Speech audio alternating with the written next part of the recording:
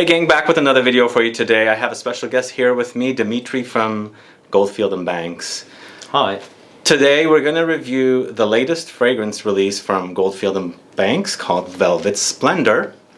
And we also have some giveaways to offer for you as well, thanks to the wonderful folks at Lucky Scent. On the channel here we have 10 samples to give away of Velvet Splendour, and we're doing a separate giveaway on Instagram where you'll have a chance at winning a full bottle if you are subscribers or followers from the USA. So if you're curious to discover Velvet Splendour, please stay tuned.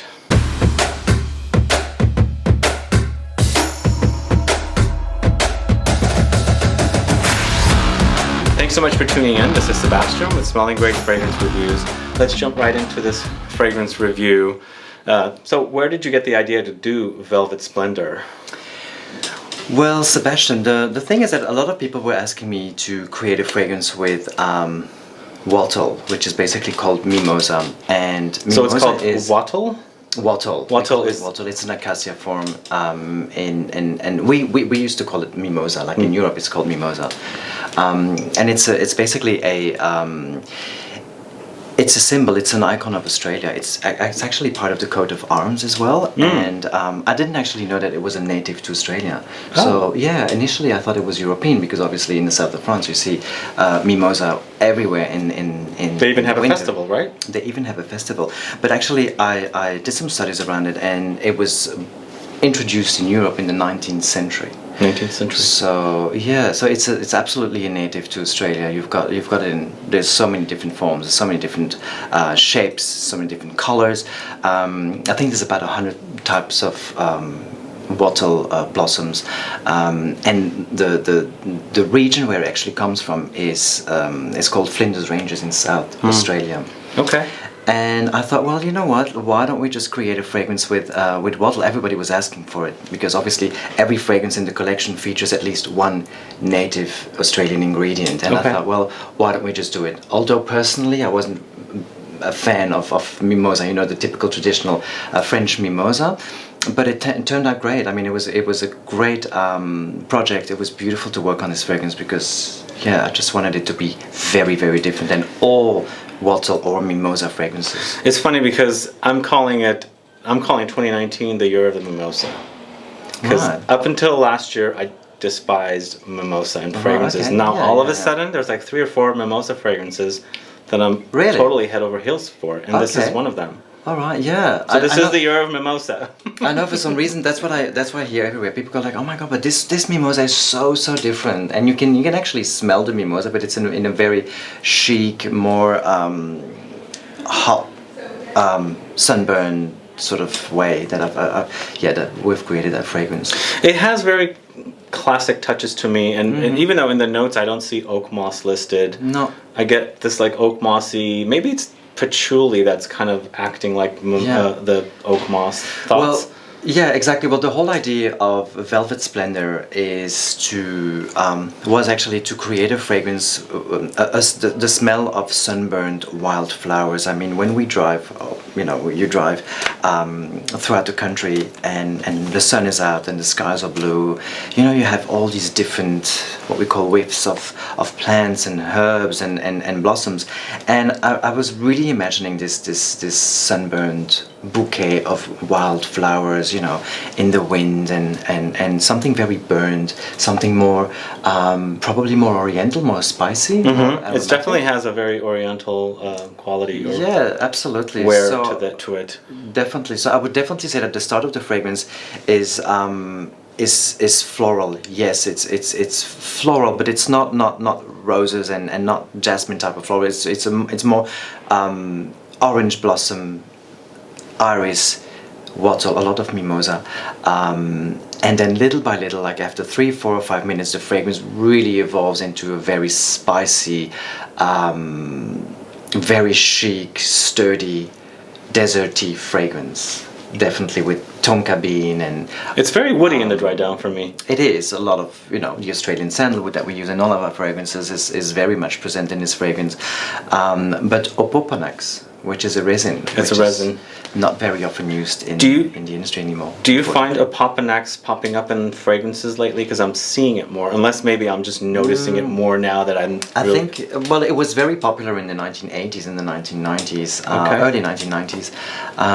But then I think there is a comeback of all these beautiful raw materials that are that tend to disappear, and then all of a sudden they come back. I think that's the evolution of the fragrance industry anyway. Interesting. Things come, things go. Yeah. But it's great to combine those vintage ingredients with, with what. Yeah, I find this one to be sort of vintage-esque, but very, very modern at the same time. Absolutely. Do we have a perfumer here? Yes. The perfumer that I worked with is Jan Wessel. Okay. He's from Firmenich. And you work with different... because it was very difficult. I mean, it depends. I really choose my perfumer according to my project. I mean, most of my fragrances are created with Francois in Melbourne. The thing is this time is that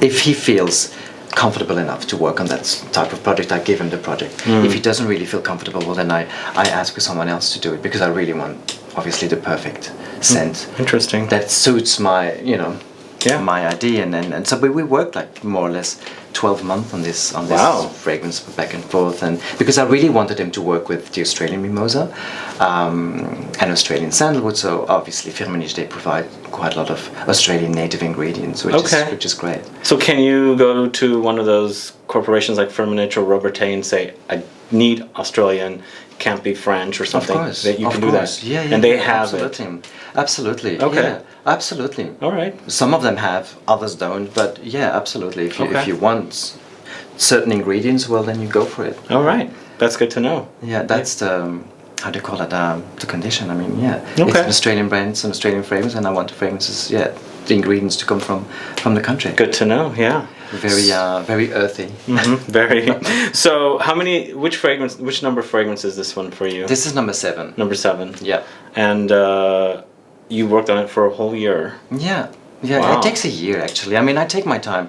I mean, some people say, "Oh, Dimitri, you don't have that many fragrances." Like, I mean, well, it would be great if you had like 10 or 12 fragrances, but I have 7, and I take my time. I really take my time very slowly to work on, on one project at a time. Obviously, I mean, you need a lot. You have to, yeah. Budget. Otherwise, you'll be.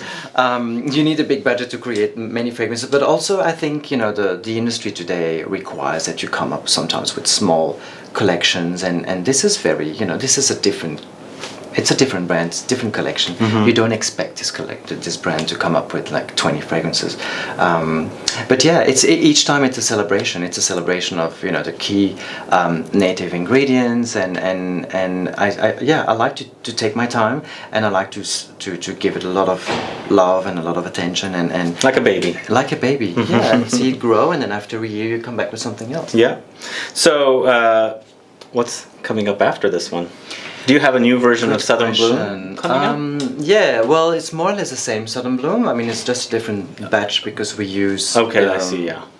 the Brown Baronia from Tasmania from the harvest 2018, used in 2019, so that's coming up at the end of the year. Okay. And then other than that, I mean, I'm working on some projects for next year, but I'm not 100% like, yeah, it's I don't know, it's going to be a very small collection of fragrances, something a bit different.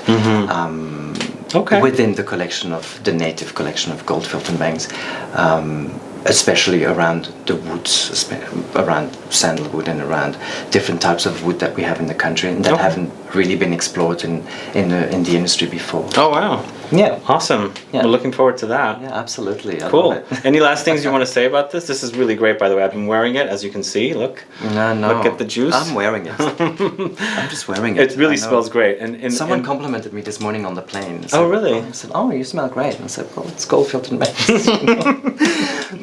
Yeah. Cool. That's awesome. Yeah, so in the heat, this one actually even pops, the humidity. We've been having, like, you just came here in San Francisco when it's really warm outside, so... But I told you that, I think, before, that every single fragrance is really, really crafted for warmer countries. Okay. So yeah, from Pacific rock moss to blue cypress. So the warmer the temperatures and the more you perspire, the better the fragrance. Okay, yeah. I'm a sweaty person, absolutely. so yeah, I love wearing the fragrances. So is Pacific rock moss still the most popular? Yes, it is.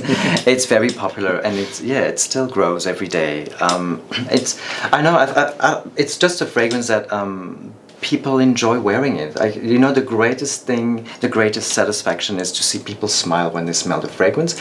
I was in Los Angeles yesterday, and I saw this lady at Barney's, and she was smelling different fragrances, and then all of a sudden she was smelling Pacific rock moss. She went, "Oh my God!" and she had this big, bright smile on her face, and that is exactly what I like. I love people feeling happy and being happy with my fragrances, and in particular Pacific rock moss, because it's very sunny, it's bright, and it's a happy. You have a feel good mood. Yeah, well, it's this a happy. is a feel good fragrance. Yeah, totally. Yeah, cool, awesome.